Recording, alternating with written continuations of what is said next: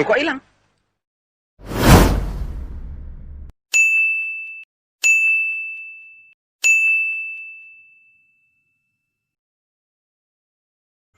Video berikut ini adalah tentang materi nasik dan mansuk. Selamat menyaksikan.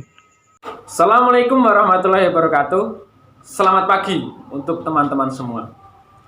Perkenalkan, nama saya Muhammad Riansah, biasa dipanggil Rian, dari kelas PAI D.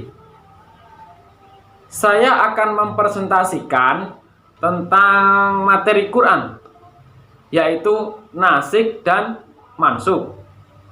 Poin yang pertama ada pengertian nasik dan mansuk. Dari segi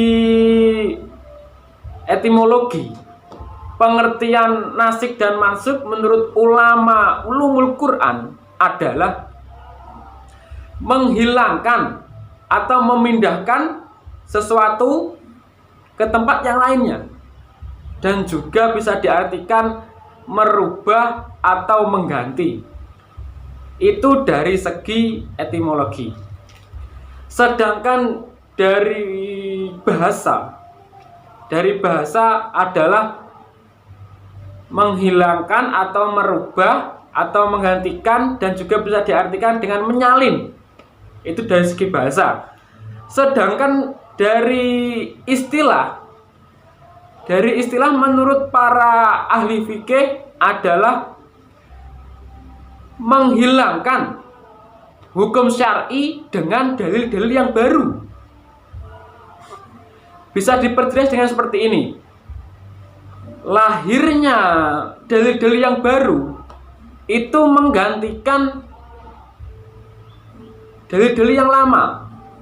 Nah, itu menurut istilah. Jadi seperti itu pengertian dari nasik dan mansuk.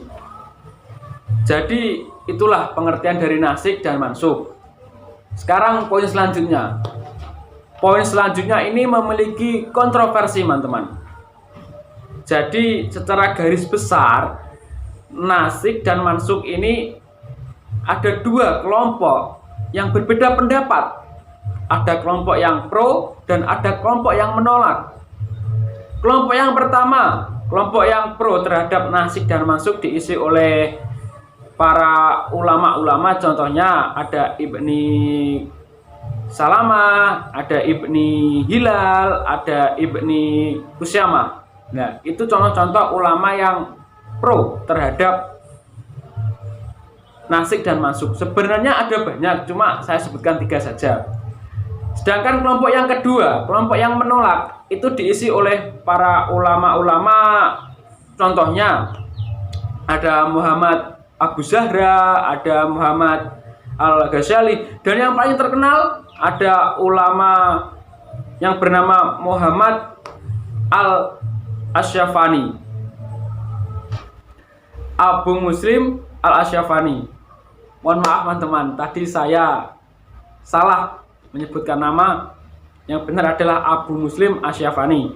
Beliau berpendapat tidak setuju dengan ayat yang kontradiktif diselesaikan dengan nasik dan mansuk ini. Beliau berpendapat bahwa Al-Quran itu syariah yang muhkam. Sedangkan sebagian para ulama-ulama berkeyakinan di dalam Al-Quran itu ada pembatalan hukum. Jadi seperti itu kontroversi nasik dan mansuk. Ya, jadi itulah pengertian dari nasik dan mansuk serta kontroversinya. Dan sekarang akan dilanjutkan oleh teman saya yang bernama Mbak Maulidia. Silakan. Bismillahirrahmanirrahim. Assalamualaikum warahmatullahi wabarakatuh. Baik, nama saya Maulidia Zuhraul Salsabila. Saya perwakilan dari kelompok 7 akan menjelaskan tentang macam-macam nasakh. Yang pertama adalah macam-macam nasakh dilihat dari mansukh atau dilihat dari yang dihapus. Yang pertama yaitu hukumnya mansukh atau hukumnya dihapus, akan tetapi lafadznya masih tetap ada. Kemudian yang kedua adalah lafadznya dihapus, akan tetapi hukumnya masih tetap ada. Dan yang ketiga adalah hukum dan lafadz sama-sama dihapus. Kemudian pembagian yang kedua adalah macam-macam nasakh dilihat dari nasikh, dilihat dari yang menghapus. Yang pertama adalah Al-Quran, nasikh Al-Quran atau Al-Quran menghapus Al-Quran. Kemudian yang kedua adalah Al-Quran menghapus hadis. Yang ketiga adalah hadis menghapus Al-Quran. Dan yang keempat adalah hadis menghapus hadis. Mungkin cukup sekian yang dapat saya berikan. Wal akhir, wassalamualaikum warahmatullahi wabarakatuh. Nah, tadi itulah penjelasan dari Mbak Maulidia, dan sekarang akan dilanjutkan oleh Mbak Lutfi. Silakan. Assalamualaikum warahmatullahi wabarakatuh. Saya Lutfi Maratus Solihah, perwakilan dari kelompok 7 akan mempresentasikan tentang urgensi dan hikmah nasi mansuh. Prinsip dasar dari nasi mansuh adalah melakukan perubahan ke arah yang lebih baik yang dilakukan secara langsung oleh Allah dan kitabnya Al-Quran. Dengan adanya nasi mansuh ini tidak dapat dipisahkan dari sifat turunannya Al-Quran dan tujuan yang ingin dicapainya. Konsep dari nasi mansuh pada awalnya memiliki ruang lingkup yang cukup luas dan perjalanan sejarah yang sangat penting ketika dikaitkan dengan konsep nasih mansuh eksternal agama. Al-Quran sebagai kitab yang rahmatan lil alamin memberikan manfaat yang tidak dibatasi oleh dimensi zaman dan waktu. Dari kajian ini membuktikan bahwa adanya hubungan yang spesial antara wahyu yang berasal dari Allah dengan realitas yang bersumber dari manusia.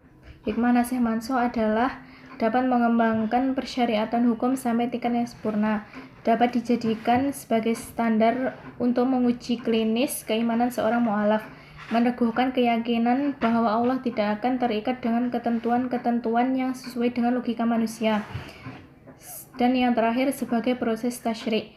Sekian presentasi dari saya. Wassalamualaikum warahmatullahi wabarakatuh. Ya, jadi itulah presentasi dari kelompok kami. Cukup sekian dari kami kelompok 7. Wassalamualaikum warahmatullahi wabarakatuh.